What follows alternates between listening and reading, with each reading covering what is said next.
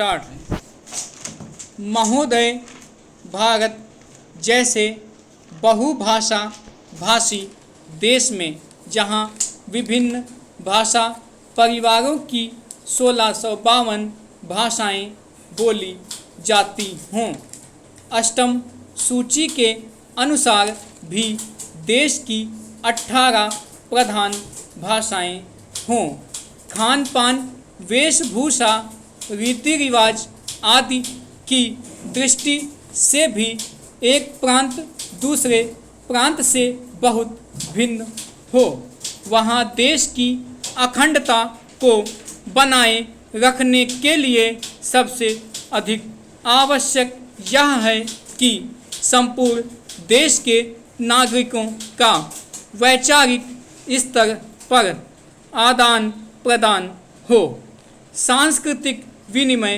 हो, एक दूसरे को समझने सराहने की चेष्टा हो।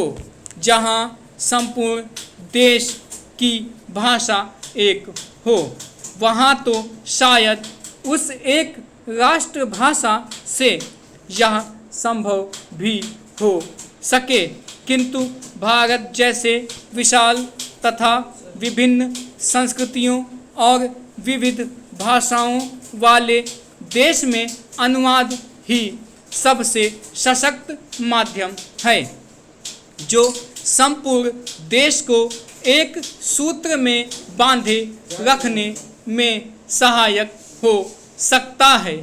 द्विभाषिकता का महत्व भारत में प्राचीन काल से हो रहा है। आज भी भारतीय जनसंख्या के सांख्यिकी आंकड़े यह बताते हैं कि भारत में द्विभाषियों का प्रतिशत काफ़ी ऊंचा है।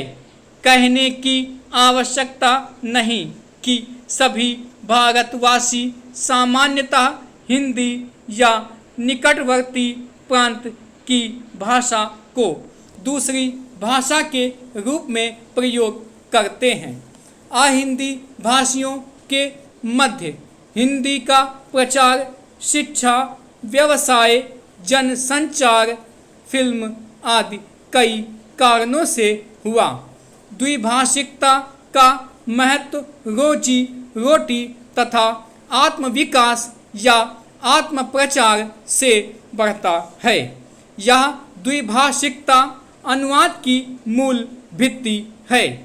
एक व्यक्ति अपने भावों व विचारों को दूसरे तक पहुंचा सके तथा दूसरे की बात स्वयं समझ सके, इसीलिए वह 2 या अधिक भाषाएं सीखता है।